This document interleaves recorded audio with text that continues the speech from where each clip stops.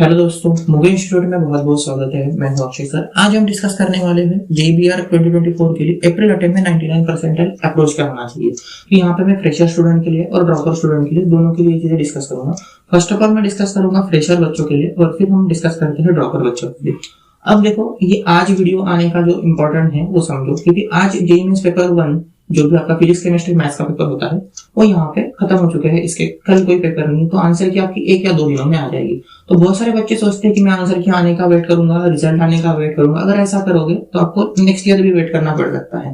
तो ये बात जरूर ध्यान रखना है, आप फ्रेशर हो, आपको ड्रॉपर नहीं बनना है। तो ये जरूर चीजें ध्यान रखो। इसके लिए ये फ्रेशर स्टूडेंट का मैं अप्रोच यहाँ पे बता रहा हूँ, जहां से आप 99 परसेंटाइल स्कोर कर सके। अब 99 परसेंटाइल क्यों, ये बात अच्छे से समझो दोस्तों। अगर आप जनरल कैंडिडेट हो तो आपका 99 परसेंटाइल ही आपको अच्छा कॉलेज दिलाएगा, नहीं तो आपको कोई कॉलेज नहीं मिलने वाला। ये इतनी बात अगर क्लियर है जेईई मेंस पेपर तो ही आप आगे सक्सेसफुल हो सकते हो। नेक्स्ट इंपॉर्टेंट चीज, मुगे इंस्टीट्यूट जानता है कि स्टूडेंट के रिजल्ट कैसे निकालने हैं। लास्ट ईयर हमारे 26 स्टूडेंट 99 परसेंटाइल में आए हैं। यहाँ पे मैंने वो सारे के सारे स्टूडेंट की जो हमारा इंट्रो होता है वो लगाया है, आप जरूर देखो इनको। तो हम अगर 26 स्टूडेंट जो बाकी सारे क्लासेस, बाकी सारे इंस्टीट्यूट से सबसे ज्यादा 99 परसेंटाइल स्टूडेंट स्कोर करा सकते हैं, तो उनकी स्ट्रेटजी भी यहाँ पे काफी वर्क यूजफुल होगी। तो देखते हैं, देखो फ्रेशर स्टूडेंट के लिए क्या अप्रोच होना चाहिए। तो मैं यहाँ पे 2-3 चीजें बताऊंगा। फर्स्ट ऑफ ऑल पहले ड्राइंग की बात करते हैं। तो फ्रेशर स्टूडेंट के लिए ड्राइंग के लिए क्या होना चाहिए। तो फर्स्ट ऑफ ऑल पेपर की बात करते हैं। देखो पेपर में 3 क्वेश्चन आए थे। फर्स्ट क्वेश्चन आया था पोर्ट्रेट का, जो अविनाश सर ने आंसर की भी यहाँ पे डाल ली है। नेक्स्ट क्वेश्चन आया था म्यूजिकल इंस्ट्रूमेंट का, जो 3D का आया था। और नेक्स्ट क्वेश्चन आया था फुटबॉल का। तो ये 3 क्वेश्चन आए थे। बेसिकली इसमें इजी क्वेश्चन कौन से थे, हार्ड क्वेश्चन कौन से थे, ये बहुत सारे बच्चों को समझ नहीं आया। फर्स्ट ऑफ ऑल ये तो क्वेश्चन कंपलसरी आया था, तो इसका इजी और हार्ड होने का कोई इशू है नहीं। सबके लिए इजी है या फिर सबके लिए हार्ड है। अब देखो इन 2 क्वेश्चन में जो मेरे साथ अविनाश सर का डिस्कशन हुआ या फिर और भी टीचर्स का डिस्कशन हुआ, तो ये बात समझ में आई कि म्यूजिकल इंस्ट्रूमेंट का क्वेश्चन काफी इजी था। म्यूजिकल इंस्ट्रूमेंट का क्वेश्चन काफी इजी भी था और बहुत ज्यादा टाइम भी बचा सकता था। टाइम से वो होना चाहिए था वहां पे। जैसे कि इस क्वेश्चन में अगर आप 50 मिनट्स के अंदर करते हो तो भी ये काफी ज्यादा टाइम माना जाता है, क्योंकि 3D का क्वेश्चन है। 3D का क्वेश्चन जनरली जो हमारे मुगे इंस्टीट्यूट के बच्चे हैं वो 40 मिनट्स या 35 मिनट्स में करते हैं। 35 मिनट्स या ऑप्टिमल टाइम होना चाहिए म्यूजिकल इंस्ट्रूमेंट के लिए। बट क्वेश्चन में ये था कि स्कल्पचर बनाओ, एब्स्ट्रैक्ट स्कल्पचर बनाओ, तो बहुत सारे बच्चों को ये नहीं पता था कैसे बनाना था।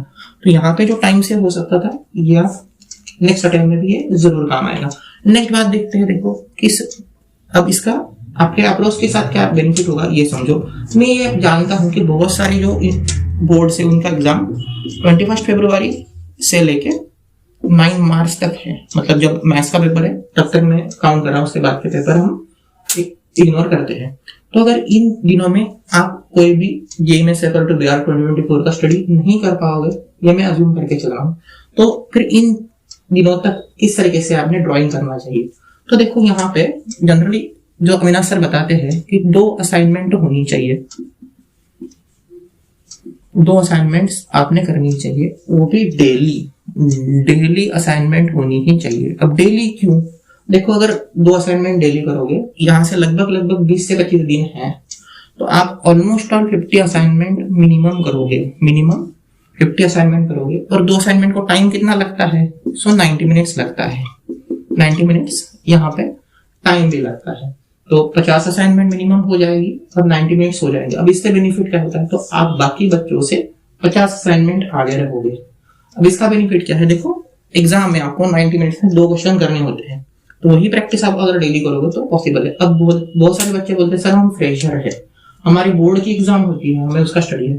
तो भैया आपको दिन में 24 घंटे दिए हैं, उसमें से आप 8 to 9 आवर्स बोर्ड का स्टडी करो। थोड़ा सा क्या बोलते हैं एक्स्ट्रा टाइम निकाल के, या फिर थोड़ा सा रिलैक्सेशन के लिए आप ड्राइंग कर सकते हो। ऐसा नहीं होता कि ड्राइंग में बहुत ज्यादा पुश करना पड़ता, नहीं मुझे नहीं आ रहा है ये सोच, इस तरीके से नहीं है।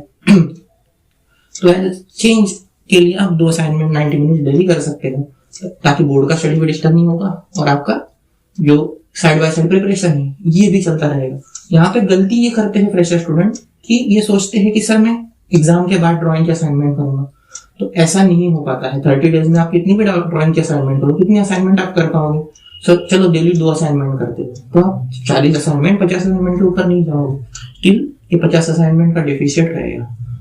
आपका ड्राइंग में स्कोर आना काफी इंपॉर्टेंट है, क्योंकि आपने देख ही लिया कि मैथ्स में स्कोर नहीं आ सकता है, मैथ्स काफी हार्ड आया था।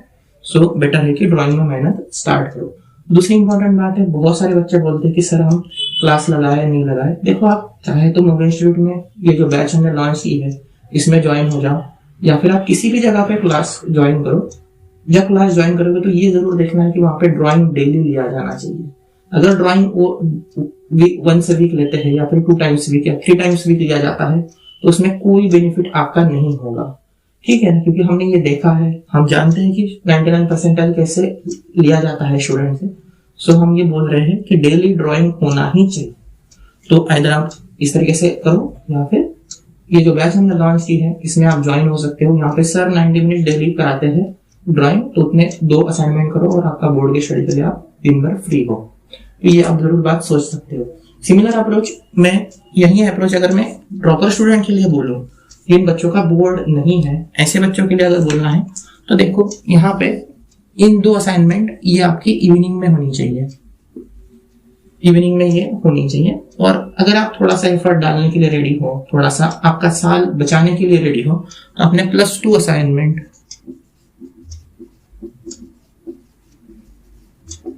मॉर्निंग टाइमिंग में करनी चाहिए, ताकि आप बाकी बच्चों से 2 कदम आगे रहें, बाकी बच्चों से आपका 2 कदम ज्यादा आगे रहे।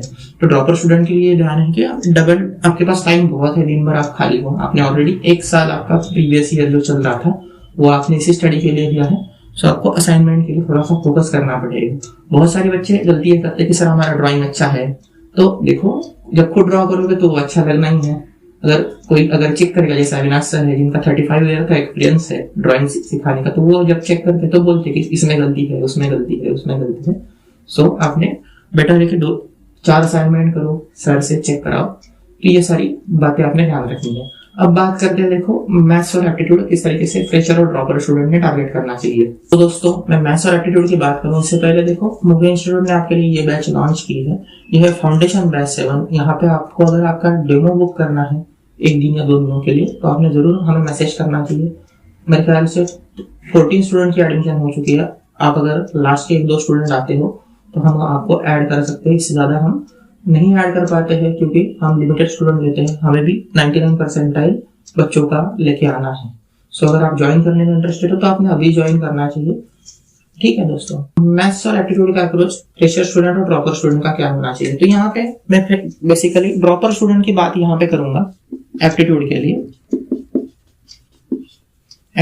लिए मैं पहले ड्रॉपर स्टूडेंट की बात करूंगा। देखो फ्रेशर स्टूडेंट के लिए टाइम थोड़ा कम है, फ्रेशर स्टूडेंट के लिए मैं थोड़ा सा बाद में बोलता हूँ।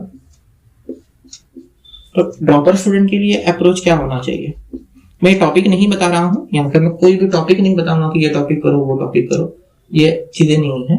तो देखो यहाँ पे चीजें क्या है, यहाँ पे चीजें आपकी 2 पार्ट में डिवाइड होनी चाहिए। आपने ये तो देख लिया कि पेपर काफी हार्ड आया था, आपने पहले तो जो ओल्ड टॉपिक है, जो आपके ओल्ड टॉपिक है जो बुक में है या फिर जो नोट्स में है, जो मैं देता हूँ, मैंने लगभग 4000 से लेके 8000 क्वेश्चन कराए हैं, क्योंकि मैंने 2700 क्वेश्चन ओनली मॉक में कराए थे। तो मैंने बहुत सारे क्वेश्चन यहाँ पे बच्चों से कराए थे। तो ये आपके ओल्ड क्वेश्चन है, और यहाँ पे जो आपके न्यू क्वेश्चन जो हार्ड पार्ट में आए थे, जो मिसलेनियस पार्ट था, तो इसको भी आपने टारगेट थोड़ा सा करना चाहिए।